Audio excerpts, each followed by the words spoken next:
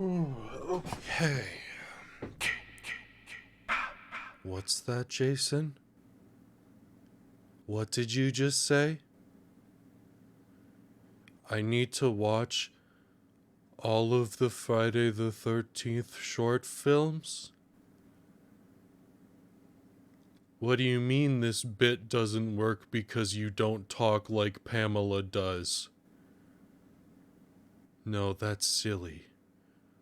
The people are gonna love this. Alright, hello everybody, and welcome back to another video. I'm here to talk about the Friday the 13th short films, of which there's technically only one, but I'm gonna include the YouTube fan-made films, specifically by Womp Stomp. So I'm gonna be talking about them, because apparently I'm the Friday the 13th guy now. So today's mission, find the lake.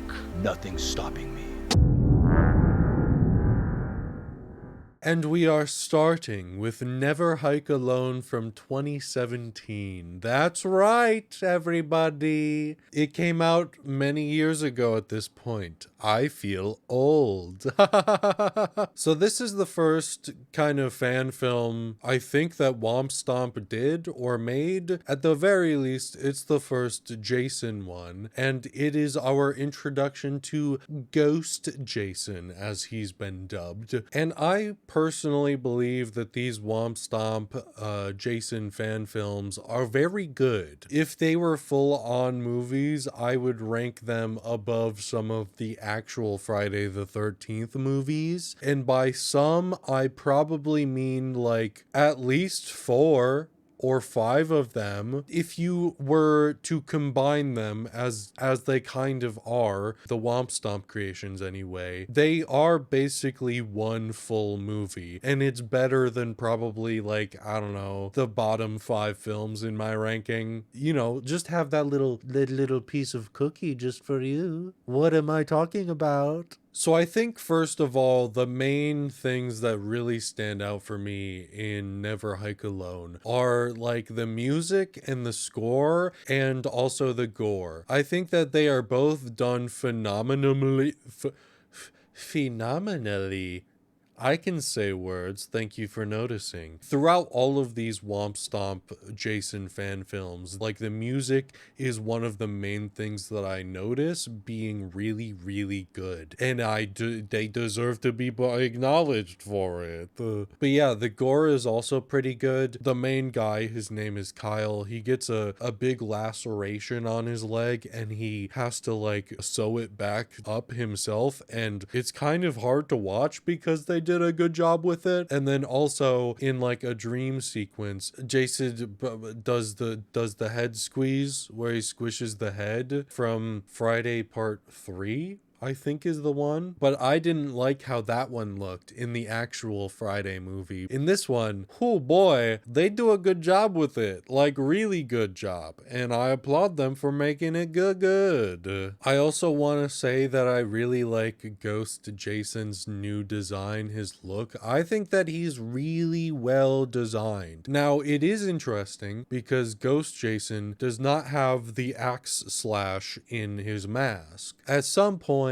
he picked up a different mask. Now, do I know why? No. Do I know when? Also no. I do know how. One of the later fan films, they showed that he just has some hockey masks laying around at camp. I don't understand why Camp Crystal Lake would have hockey masks, but apparently they do. I do kind of miss that he doesn't have the axe slash originally, especially considering these fan films are at least canon from the main franchise up until the Tommy Jarvis saga. Ultimately, I do like that this will eventually, and it does technically in this one, continue the Tommy Jarvis saga because Tom Matthews returns as Tommy Jarvis. A couple of other things, Ghost Jason has real thick, heavy boot stomps that I think are fun. Ghost Jason is also kind of a faster, more rugged type of Jason. he kind of reminds me more of the Friday the 13th remake Jason, but with a better design. I don't know,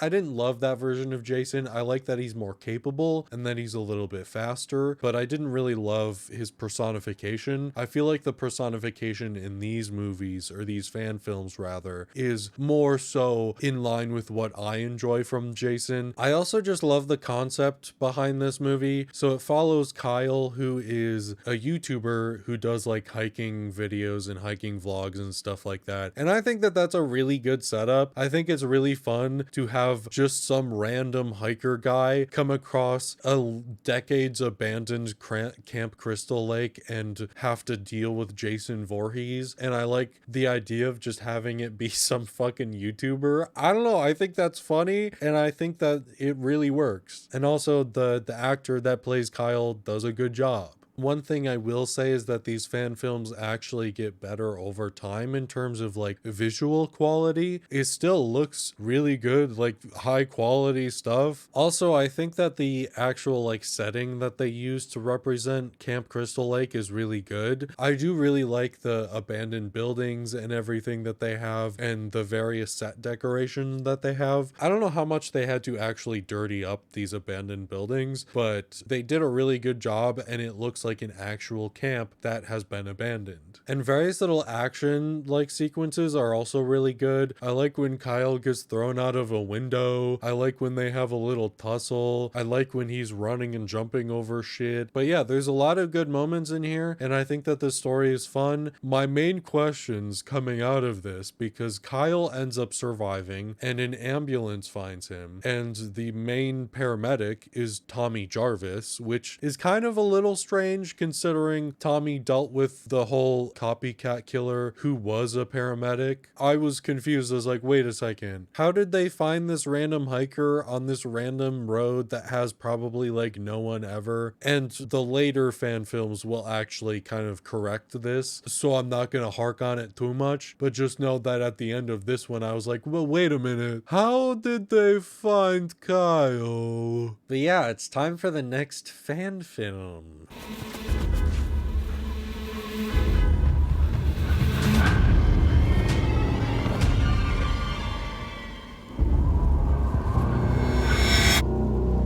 And now we have Never Hike in the Snow from 2020. Yes, this is a prequel to Never Hike Alone, which I didn't actually know because it wasn't really that well set up that this was a prequel. It's also quite a bit shorter than Never Hike Alone. I think that this one I'm pretty sure is between 30 and 40 minutes long. Never Hike Alone reaches that hour mark. I really enjoy it, but it feels primarily like its main reason for existing is to contribute to the greater story and set up things to come. And again, like I said earlier, if these three were cut together into a full-length movie, which they have done by the way, I think that it makes for a really great story overall. I just think that on its own, as a short fan film, it's a little bit lacking. I will start by saying that I love seeing Jason in the snow. I think that that's really fun. It's always during the summer when there are actually campers. So getting to see some snowy boy, Jason, is really fun. I like seeing him in the snow. I want to see him make snow angels. Also, just like the last one, the music and sound design are really good. They just nail it for each of these fan films. There's nothing else to say. They just do a good fucking job. Oddly enough, this is kind of like the best looking one visually. I think that the cinematography here and the different shots in this one are actually the best out of the three fan films. It might just be the snow that's tricking me into liking it more, but I do think that it is the best looking one. I will say there were a couple of times, this is a nitpick, where I noticed that like the snow that is currently falling from the sky was added in post, like just an overlay type of thing, which is fine with me. In Never Hike Alone, there are some ADR moments that didn't really work, or some sounds added in post that didn't perfectly line up. So like, I have my little nitpicks here and there, but I'm not gonna rag on them because it doesn't really draw me out of the experience that much. So in this one, we have the return of Rick Cologne, who was one of the deputies in the Tom Matthews, Tommy Jarvis movie. Now, Rick Cologne is sheriff, baby. If you're not sure who he is, he's the ya bang guy. He has the laser pointer gun. You bang. You bang. And I really like that they brought him back. I think that he's a fun character. In this one in particular, he's kind of hiding stuff. Basically, the other main plot is that some kid went missing. He was killed by Jason. We see that he's killed by Jason. And the mother is worried about him. And Sheriff Rick Cologne is kind of hiding details from her. Like, it makes sense. I like that he's still not a great guy, you know? Rick the Dick is not... He's not going to be the best sheriff. Why would he be? Oh, and the mom's name is Diana Hill. She's a doctor. The kid ends up getting killed by Jason, and Jason slams an axe into his mouth, and it's... Ooh, it looks really good, friends. Great prosthetic and special effects work. And then later on, the sheriff's deputy gets killed by Jason. His head explodes via shotgun. It wasn't like the best head explosion I've ever seen, if we're getting like real in the woods about it, but it was pretty good and I liked it. And this one also reintroduces Pamela Voorhees as like an actual character. We have some hallucinations that Jason has of her. I think she does a really, really good job of being Pamela Voorhees. And then we also see a little bit of boy Jason in this one. But ultimately, like I said, there isn't as much to talk about because this one's shorter and it's kind of just setting things up for the future. But I do think that it's really good still. And I will say that ultimately, Jason is still a zombie in this one. Of course, this happens after Tommy Jarvis revived Jason, not intentionally, but this is an undead Jason, and I'm kind of wondering if he has some extra supernatural powers in this. He does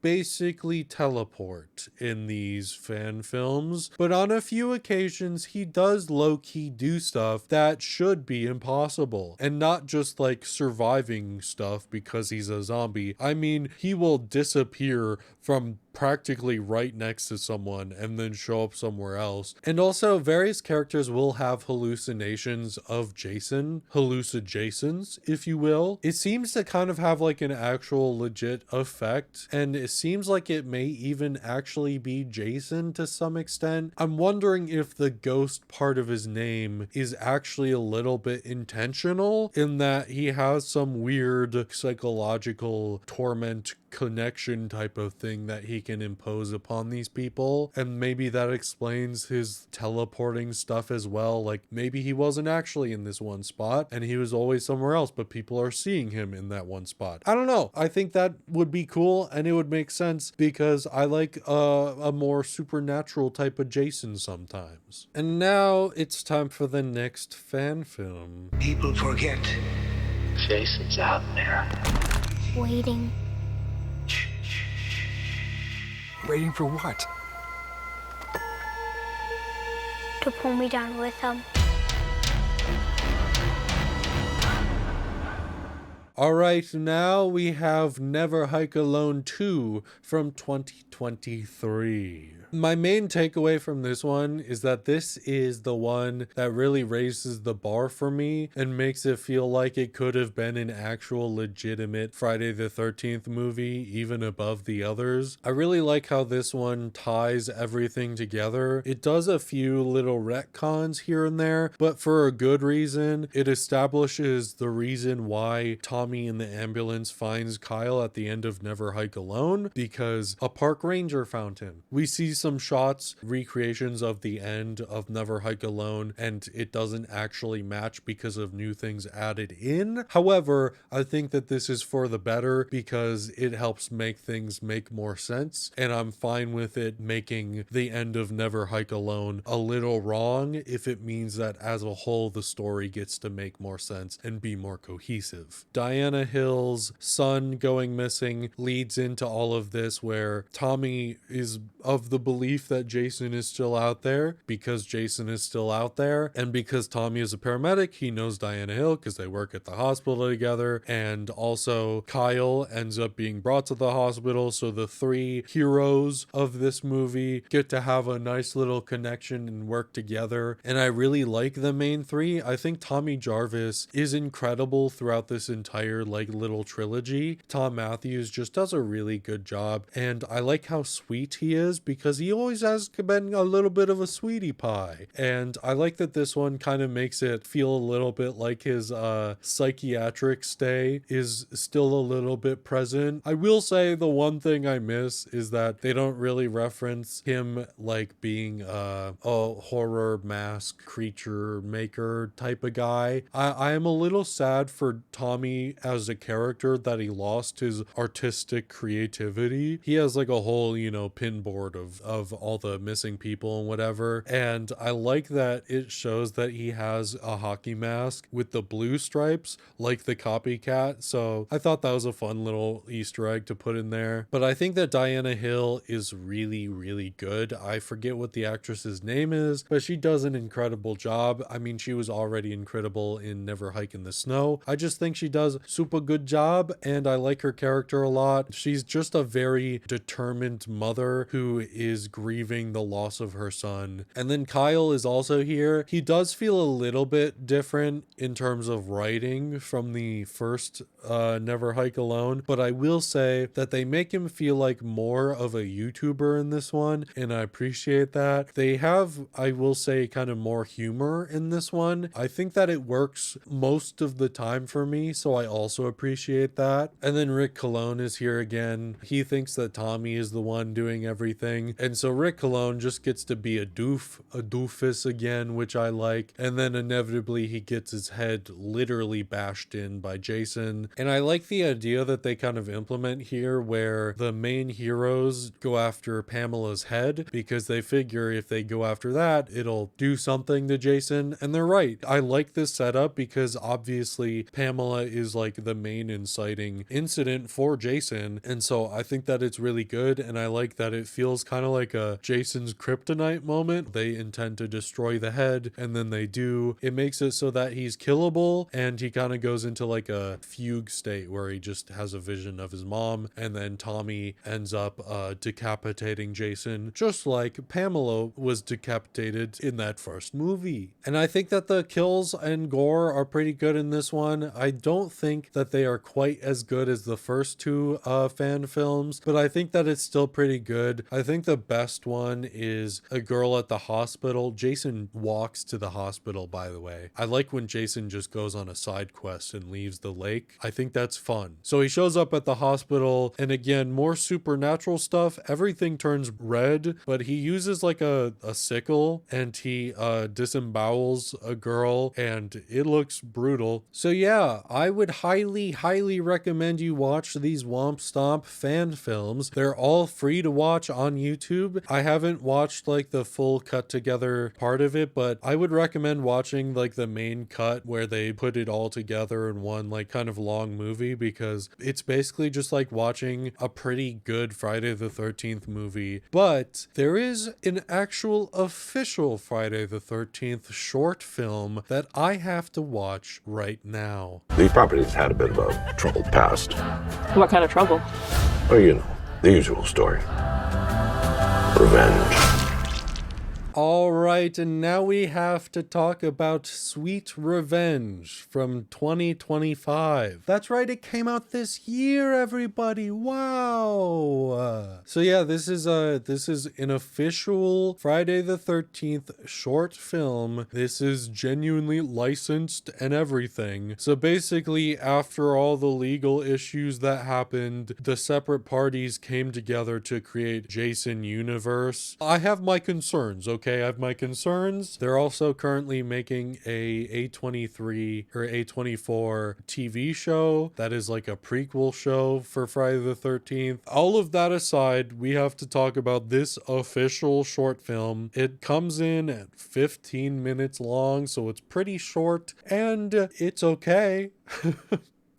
It's all right. The main problem that I have with this is that it feels more like an actual movie that got cut down to be 15 minutes long versus a script that was written intentionally to be 15 minutes long. They try to do too much. It truly feels like they took a script for a big, long, feature-length movie and they said, actually, we're gonna make it 15 minutes long. Surely that'll work out. Also, this entire thing is basically an ad for Angry Orchard, which I believe is primarily alcoholic beverages, if not only alcoholic. And you can tell, go money, go capitalism, yay. So basically the story, if you can call it that, a girl and her fiance and like 2 friends, I think, go to the lake, you know, the Camp Crystal one, and there's an old pervert guy. He's the one renting it to them or something. They're there to have some fun. The fiance is cheating on the girl. That's it. No, like really, that's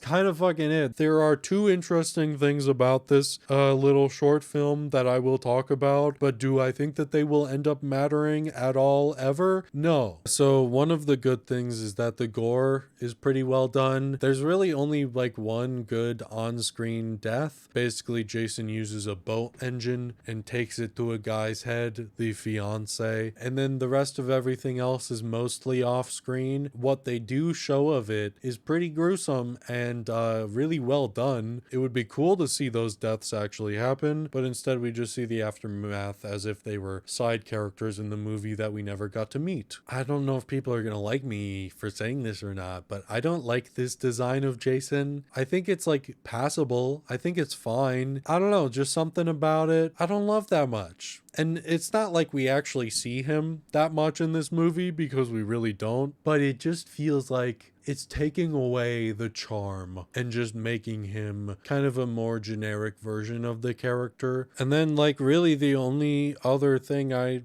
have to talk about is the main bit, the interesting lore implications. The main girl is out on a little canoe or kayak out on the lake, and then she gets Jason jump scared where he does the thing where he jumps out of the water and pulls her under. And this happens in the daylight. She emerges from the water at night. Immediately, my brain went, wait a minute.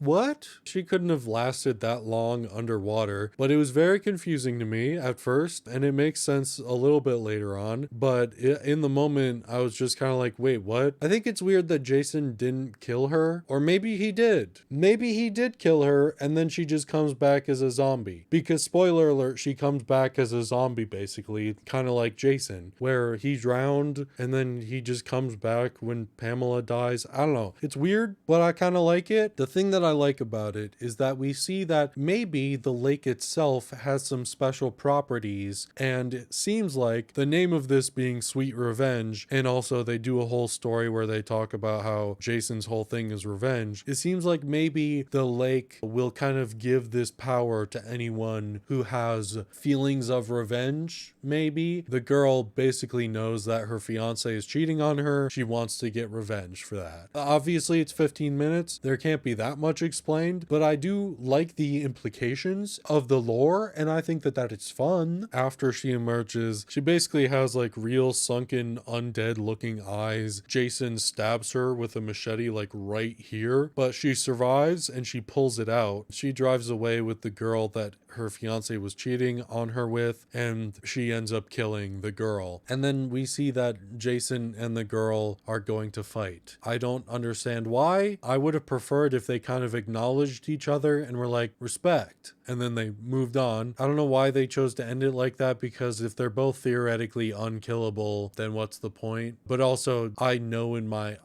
heart that we will never have this type of plot come into being important at all. But in the back of my head, I'm going to be thinking, oh, it's kind of cool that maybe in some sort of canon, the lake can create these revenge-filled beings. That's it. That's all I have to say about Sweet Revenge. much. And now it's time to rank everything.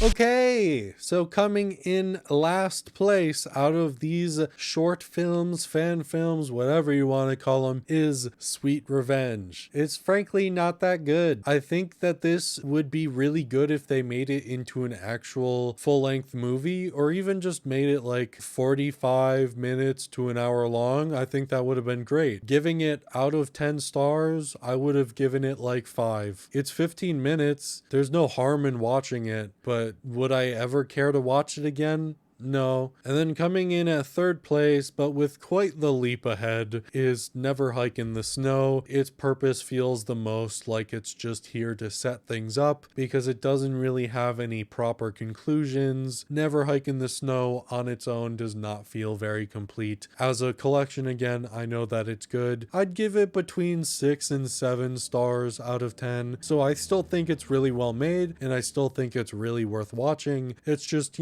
not as good. And then in second place, I have Never Hike Alone. I think that this one is really good at bringing back Jason, and I think that Kyle is fun, but really there isn't much story or much plot going on. Let's have some fun with Jason again and give him a decent character to kind of combat. I think if I had to rate it out of 10, I would also give it like 7 to 7.5 stars out of 10. So I think it's pretty good. And then that of course means that Never Hike Alone 2 is my number one spot out of these rankings. You don't necessarily need Never Hike in the Snow to understand this one, and you don't necessarily need Never Hike Alone to understand this one. They kind of redo and re-implement things from those two enough where this is the most kind of standalone, full-fledged story. I like the characters a lot. I think it's just a really well-made fan film. I would probably give this one 7.5 to 8 out of 10 stars. I think it's just really good. I think I would probably put it as a whole as like one movie above the remake for sure. I'd probably put it above Jason X. I would put it in 5th or 6th place. There's a whole world out there for you to watch if you are so inclined. And also Sweet Revenge, the short film, is also free on YouTube. I hope you all enjoyed this video. I wanted to do the Womp Stomp fan films with my original Friday the 13th movie video. I just didn't have the time. I couldn't do it. So I figured I'd come back and I'd kind of complete the side quest. When the show comes out, I'll probably talk about that as well. But thank you all so much for watching. I hope you enjoyed this video. If you did, please like and subscribe. I really enjoy having you here. I hope you're having a fantastic day. I'll see you in the next video. Goodbye.